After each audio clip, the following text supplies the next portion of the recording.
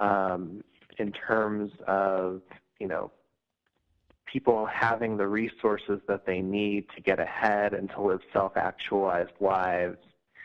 Clearly, there are still very stark racial divides in our society, and certainly even just looking at police brutality. City.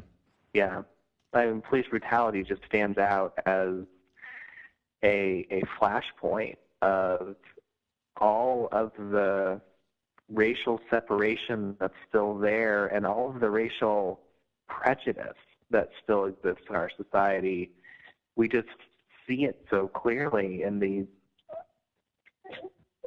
moments of police brutality that become broadcast to the world in ways that they couldn't have in decades before, even though they were certainly still happening in those times. Right. It just becomes this crystallizing moment where we see it all very clearly, or at least we can if we choose to see it. Right, and I think you're saying that's a big part of it. Yeah. You were saying even in Kansas City.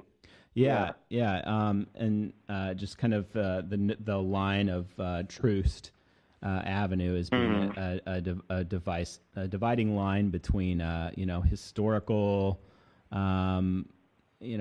decades of enforced law, like actual housing policy and law as to where you can build. I'm reading a book right now by Richard Rothstein called The Color of Law, and it kind of dives into that sort of the very specific sort of legal instances of institutionalized racial segregation and separation and creating, so starting with the New Deal in the 20s and 30s, sort of, creating these in response to the Great Depression, just kind of doing these public housing projects and just kind of basically, a lot of those programs were exclusive of African Americans, and so that kind of basically all those programs of the New Deal kind of were a lot of much needed reform and much needed kind of ropes to get out of poverty, but they weren't really extended to African Americans. And when they were finally addressing these needs, they were kind of separating them out into these different putting rules in place that made everyone comfortable, that said, hey, we're not actually going to, have these mixed neighborhoods. And when they saw they were naturally happening, they would, subvert them. And so after years and years of that sort of separation, but also, doing other things to sort of, taking some of the wealth out of those areas, you're kind of left with nothing to really build a wealthy, successful community with. So it's, just decades and decades, and really, since Reconstruction, we've just been having, kind of a maybe one step forward every 50 to 100 years, and then, kind of the rest of the time is just 2 steps back or 10 steps back, really. I mean, it's, so, and I think especially as far as being able to look around and looking at the diversity of kind of our country, and even just being able to kind of look at millennials as a generation, and just kind of pulling them as being widely more acceptable or accepting of individual differences of of different racial groups and opinions on immigration and everything. There's definite hope there, and so there's things you can look at and that you can be encouraged by, and I think we do need to be encouraged every now and then, for sure. It's interesting to me that you bring up the history of how these racial divisions came to be, and how how our current society is structured with these divisions in place, I think a big part of some of the divides we have over racial issues in our politics and in our culture has to do with whether or not we are willing to accept that this history is here and that it has a legacy that we continue to live into.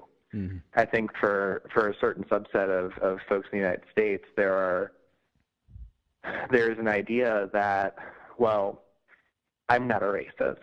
There's this mindset that, I look at people and I don't judge anyone based on the color of their skin, and therefore what that means is that racism is no longer an issue and race is no longer a barrier that prevents anyone from living into a kind of fully successful American life. Mm-hmm. But that viewpoint just totally negates this whole history of, I as a white person benefit from a legacy of people who have been able to build up inherited wealth throughout generations that's been passed down, through those lines. Mm-hmm. And not only just, pure dollars and cents, but because of our status in society, we've built up, a certain level of dignity and respect, a certain kind of expectation. One of the examples I often use when talking about racial privilege is I can remember when I was in high school, I and 3 of my friends would constantly cut class. There was just a particular, arrangement that we had with a cross-country coach who would write us passes to go to the library during our study hall. And after study hall, we would just go to the parking lot and get in our friend's car and just drive away. Nice. And that's a form of rebellion that wasn't even available to me as a homeschooled kid. There you go. And part of why we could do that is that we, as 4 white kids, when we walked through the hall, even when we were going to places that we weren't supposed to go, we looked like we belonged. Mm. And, if people looked at us and thought, hey, what's that thug doing there? Mm-hmm. We wouldn't have been able to do that. We would have gotten into trouble for doing things that we should have gotten into trouble for doing. But there's this legacy of whiteness that, again, not just the dollars and cents, not just the educational opportunities, but just the way people look at you is shaped by race, and it's because of this history. And, if you want to negate the whole history, then you don't see these issues, but the history is clearly there, the legacy is